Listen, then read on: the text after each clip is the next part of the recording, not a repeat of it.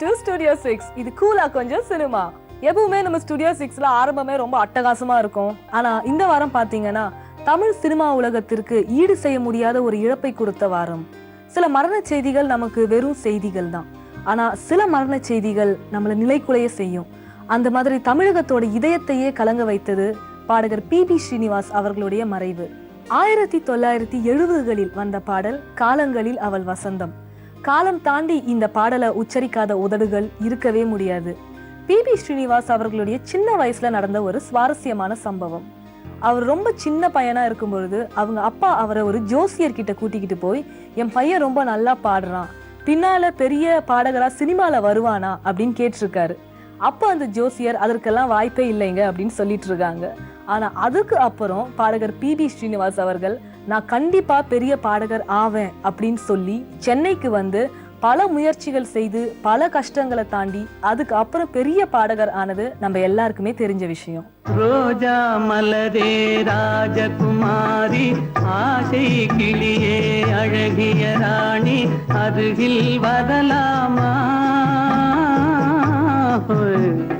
வருவதும் சரிதானா, உறவும் முறைதானா.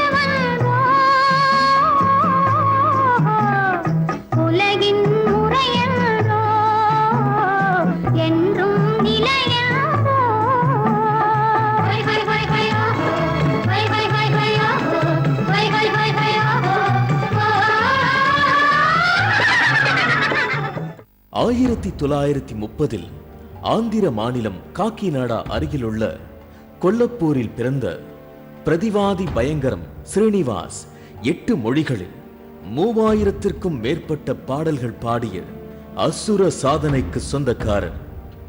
8 மொழிகள் என்றால் வெறுமனே அம்மொழியின் கவிதை வரிகளை தனது தாய்மொழியில் எழுதி வைத்துக் கொண்டு பாடுவதல்ல. நான் பாடல்கள் பாடிய எல்லா மொழிகளும் எனது தாய்மொழிகளே என்று உரிமை கொண்டாடும் அளவுக்கு அனைத்து மொழிகளிலும் பாண்டித்யம் பெற்றிருந்தார் ஸ்ரீனிவாஸ். பி.பி. ஸ்ரீனிவாஸ் அவர் பாடிய பாடல்களில் ரொம்ப கஷ்டமான சங்கதிகளை போட்டு நீ வெறும் கேட்கிறவனா மட்டுமே இரு அப்படின்னு ரசிகனை சங்கடப்படுத்தாம அவள் பறந்து போனாலே இந்த மாதிரி யார் வேண்டுமானாலும் பாடக்கூடிய ரொம்ப எளிமையான பாடும் பாணி அவருடையது. என் இதயத்தில் பூட்டி வைத்தேன், அதில் என்னையே காவல் வைத்தேன், அவள் கதவை உடைத்தாளே, தன் சிறகை விரித்தாளே, தன் சிறகை விரித்தாளே, அவள் பறந்து போனாளே, என்னை மறந்து போனாளே, நான் பார்க்கும் போது கண்கள் இரண்டை கவர்ந்து போனாளே. பி.பி. ஸ்ரீனிவாஸ் அவர்கள் பாடிய காதல் பாடல்கள் மிகவும் பிரபலம். கண்களே கண்களே காதல் செய்வதை விட்டுவிடுங்கள், நிலவே என்னிடம் நெருங்காதே, இது போல் அவர் பாடிய காதல் தோல்வி பாடல்கள் காதலில் தோல்வியுற்றவர்களின் மனதை மயிலிறகால் வருடி கொடுக்கும் ரகம். கோடையில் ஒரு நாள் மழை வரலாம், என் கோலத்தில் இனிமேல் எழில் வருமோ, கோடையில் ஒரு நாள் மழை வரலாம், என் கோலத்தில் இனிமேல் எழில் வருமோ, பாலையில் ஒரு நாள் கொடி வரலாம், என் பார்வையில் இனிமேல் சுகம் வருமோ, நிலவே என்னிடம் நெருங்காதே, நீ நினைக்கும் இடத்தில் நான் இல்லை. 60-70களில் எம்ஜிஆரும் சிவாஜியும் சினிமாவில் கோலோச்சிக் கொண்டிருந்த காலத்தில் ஜெமினி கணேசன், முத்துராமன், ஜெய்சங்கர் போன்றவர்களுக்கு பின்னணி பாடி அவர்களையும் முன்னணியில் இருக்க வைத்ததில் பெரும் பங்கு ஸ்ரீனிவாஸ் அவர்களின் குரலுக்கு உண்டு. திருடாதே படத்தில் பாடிய உன் அருகே நான் இருந்தால் போன்ற வெகு சில பாடல்களை எம்ஜிஆருக்கு பாடியிருந்தார் பிபிஎஸ். மயக்கமா கலக்கமா, மனதிலே குழப்பமா பாட்டை நாம் எத்தனை தலைமுறை கடந்தும் மறப்போமா?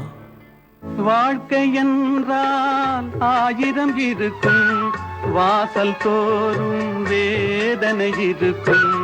வாழ்க்கை என்றால் 1000 இருக்கும், வாசல் தோறும் வேதனை இருக்கும்.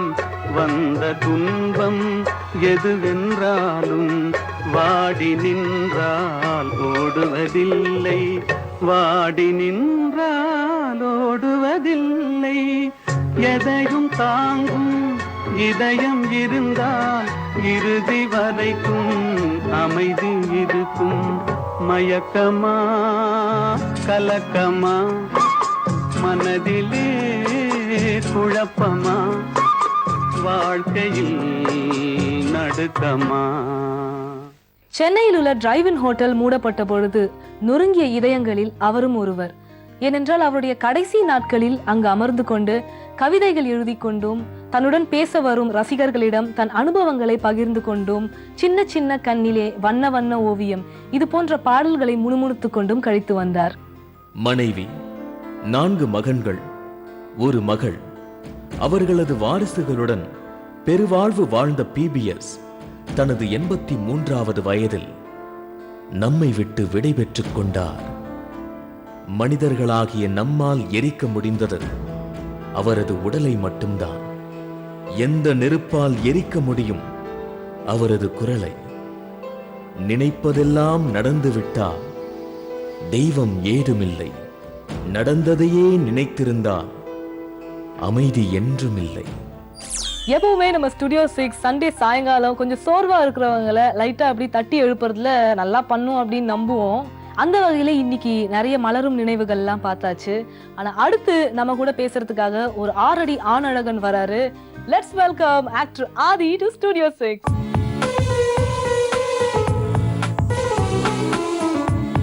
ஒரு நாள் கழிச்சு பார்த்தாலும் மாறாம அப்படியே இருக்கிறீங்களே, எப்படிங்க? நீங்களும் அப்படிதாங்க, ஆல்வேஸ் பியூட்டிஃபுல். சோ அதே மாதிரி தான். Okay, thanks. உங்ககிட்ட வந்து ரொம்ப நாளா கேட்கணும்னு ஆசைப்பட்ட ஒரு கேள்வி. அது இங்க வந்து இண்டஸ்ட்ரியில பாத்தீங்கன்னா சென்னை செந்தமிழ் மறந்தேன் அப்படின்னு ஹீரோயின்ஸ் மட்டும் இல்ல, நிறைய ஹீரோஸ் கூட கொஞ்சம் தமிழ் தட்டு மாதிரி தான் பேசுறாங்க.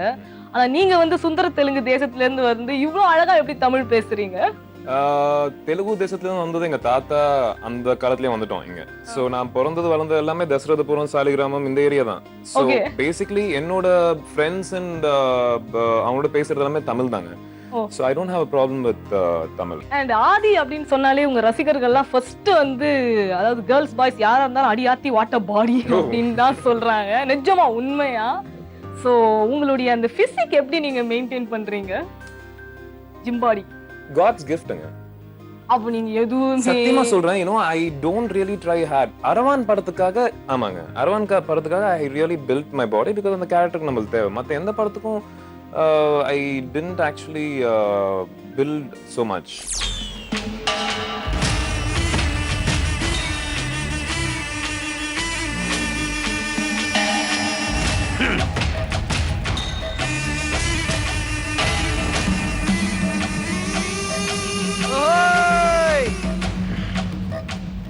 எப்பா, களவுக்கு முக்கிய ஓட்டம், அதுல காவக்காரன் கையில பிடி விடாம ஓடணும். ஓடிடுவியா? ஓடிடுவோம். பெருங்கைய வீசிக்கிட்டு ஓடுறவன் நம்மளுக்கு எதுக்கடி? இளவட்ட கல்ல தூக்கி கையில கொடுங்கடி. ஏய் கிழவி, இளவட்ட கல்ல தூக்கிட்டு நானே ஓடுவேன். 1.5 பொருளை தூக்கிட்டு ஓட சொல்லு. சரிப்பா, கொடுங்க அந்த 1.5 பொருளை. ஐயோ,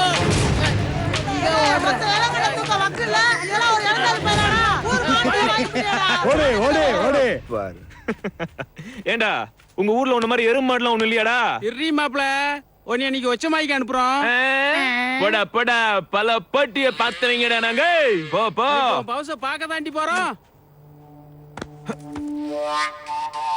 காவக்காரங்க கையில கம்ப கொடுங்கப்பா. குடு குடு. ஏப்பா, உன்ற பொருளை தூக்கிட்டு ஓடிடுவானாப்பா இவன்? பார்க்க போறல.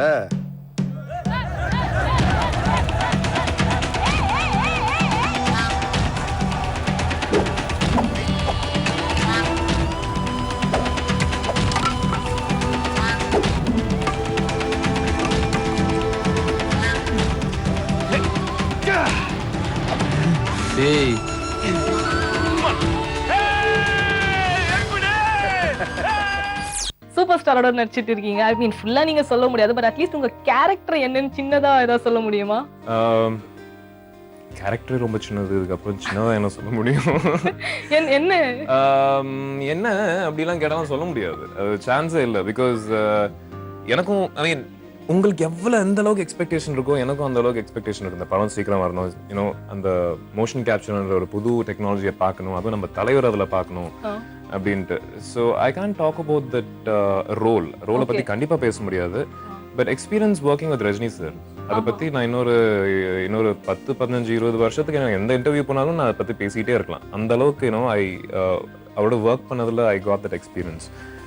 As an actor in front of the camera Rajini sir பற்றி எல்லாருக்கும் தெரியும். அவரோட ஸ்டைல், அவரோட ஸ்பீட், அந்த ஒரு போஸ்டர்ஸ், அந்த ஒரு ஹீஸ் ஆசம் ஸ்டைல்.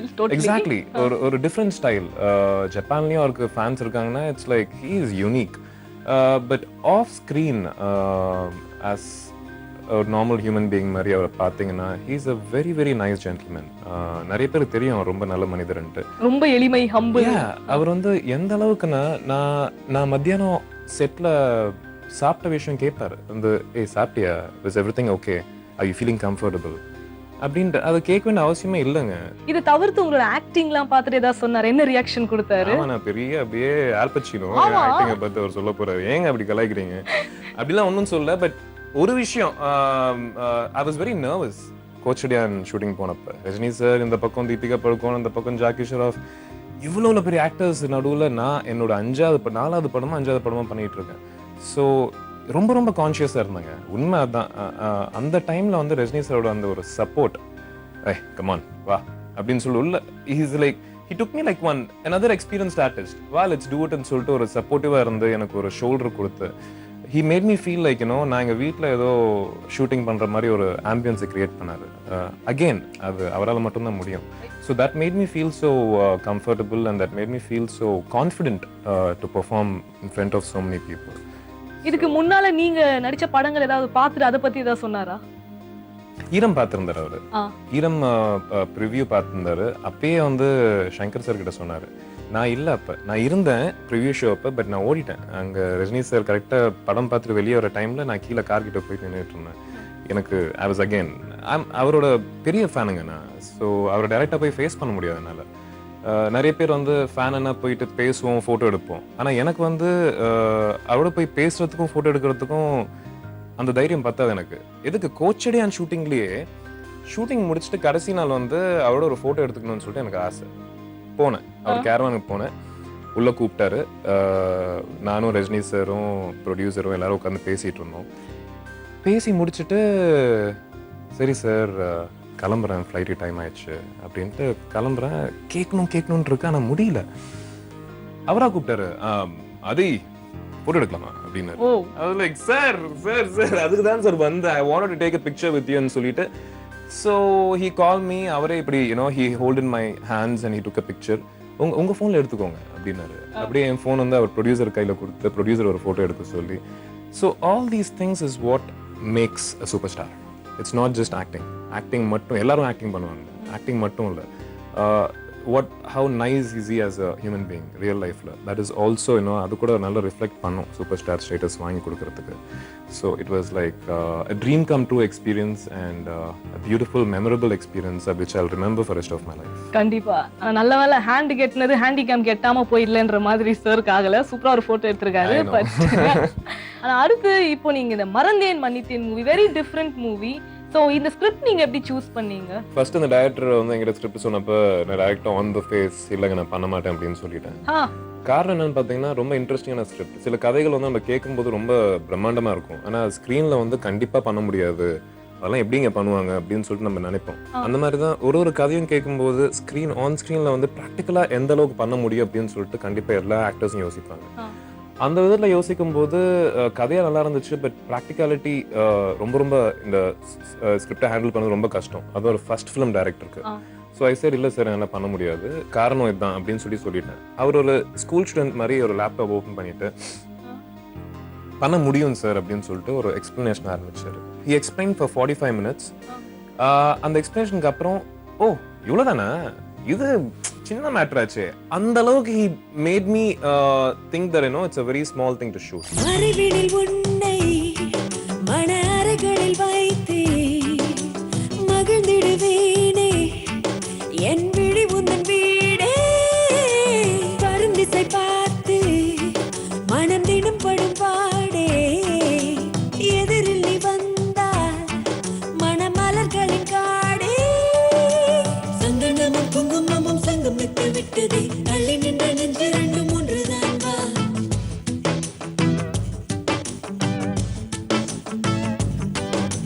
பொய்க்கும் மன்றம் பின்னம் மட்டும் கைக்குள்ளுக்கு கொண்டதே உன்னை என்னை ஒற்று ஒற்று பார்க்கலாம் வா பொங்கிடும் கவிருக்கு எல்லைகள் எங்குள்ளது நெஞ்சுக்குள் சித்திரமாய் உன் உருவம் நாளும் உள்ளுக்குள் பத்திரமாய் உழவம் சிக்கி முக்கி மனசு பத்திக்குச்சி வயசு சிக்கி முக்கி மனசு தொட்டு பத்திக்குச்சி வயசு. அடுத்து நம்ம சில எசகு பெசுக்கான கேள்வி எல்லாம் கேட்க போறோம். அதை கேட்டு ஐயோ நாராயணா கொசு தொல்லை தாங்களே அப்படின்னு ஒரு சொல்லாம இருந்தா எசகு போதும். பெசுக்கான கேள்வியா? ஆமா, லைட்டா 2-3 கேட்கலாமா? கேளுங்க, பதில் சொல்லுவேன். சரி, ஓகே. உங்களுடைய இயற்பெயர் சாய் பிரதீப் பினிசெட்டி. அந்த பேர் எதுக்கு ஆதின்னு மாத்துனீங்க? சாமி சார் வந்து முதல் படத்துல நறுக்குன்னு ஒரு பேர் வேணும், சாய் பிரதீப் பினிசெட்டி ரொம்ப பெருசா இருக்கு, ஒரு 2 எழுத்து பேரு அந்த மாதிரி ஏதாவது வேணும்னு சொன்னப்ப நான் என்னோட நியூமராலஜி பார்த்து அப்பா செலக்ட் பண்ண பேர் வந்து ஒரு 4-5 பேர்ல இந்த பேரு சாமி சாருக்கும் பிடிச்சிருந்தது, அப்பாவுக்கும் பிடிச்சிருந்தது. So that is how we came to ஆதி. ஒரு படம் வந்து இப்ப நீங்க கமிட் ஆகுறீங்கன்னா இந்த 3 விஷயத்துல எது ஃபர்ஸ்ட் பாப்பீங்க? கதை, salary, அந்த கதையில உங்க character. Story is important. Story handle பண்ணக்கூடிய டைரக்டர், இந்த 2 மட்டும் தான் நான் பார்ப்பேன். என்ன பார்த்து சொல்லுங்க. விழியே பேசும் விழியே ஒரு பாம்பை பார்த்தாய் மழையே நெஞ்சில் மழையே தனியே வாழ்ந்தேன் தனியே நான் வாழ்ந்தேன் மேலே இனிமே நீதான் துணையே.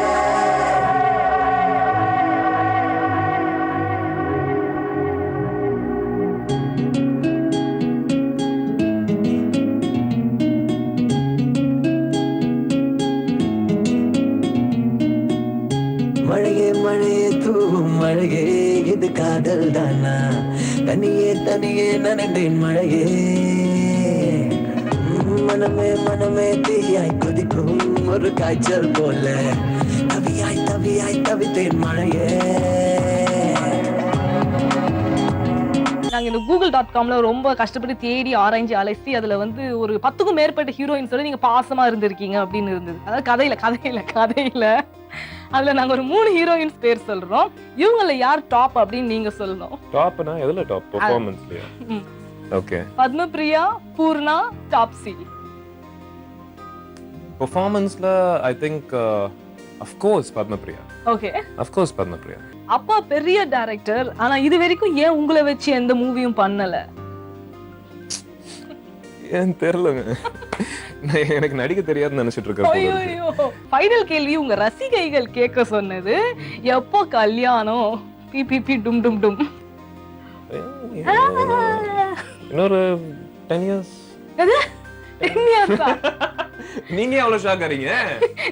சார் 10 இயர்ஸ்க்கு அப்புறம் வந்து தெரியலங்க, அப்புறம் வந்து டை எல்லாம் போட்டு இப்ப நீங்க போட்ட மாதிரி 60ஆம் கல்யாணம் தான். இப்ப நீங்க போட்ட மாதிரி. சரி, ஓகே.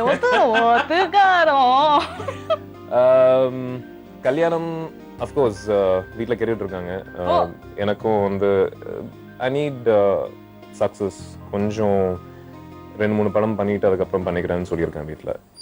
எவ்வளவு எசகு பெசகா கேள்வி கேட்டாலும் இவ்வளவு பிராங்கா பதில் சொல்லி ஒருத்தர் இதுவரையும் நம்ம ஸ்டுடியோ 6ல பார்த்ததே இல்ல. சூப்பரா பதில் சொன்னீங்க. Thank you so much ஆஜி. ஒரு சின்ன gift உங்களுக்காக from Studio 6. Thanks Lord. Actually பெரிய gift தான். இந்த வாரம் நம்ம ஸ்டுடியோ 6ல இன்ட்ரெஸ்டிங்கான பல விஷயங்கள் மட்டும் இல்ல, மறக்க முடியாத பல விஷயங்களும் ஷேர் பண்ணோம் அப்படின்னு நம்புறோம். இதே மாதிரி அடுத்த சண்டே நைட் 8 மணிக்கு உங்களை மீட் பண்ற வரைக்கும் பத்திரமா இருங்க. வீட்ல இருக்கிற பத்திரம் எல்லாம் பத்திரமா இருக்குதான்னு ஒரு தடவை செக் பண்ணிக்கோங்க. Take care, have a great week ahead. இது Studio 6 கூலா கொஞ்சம் சினிமா.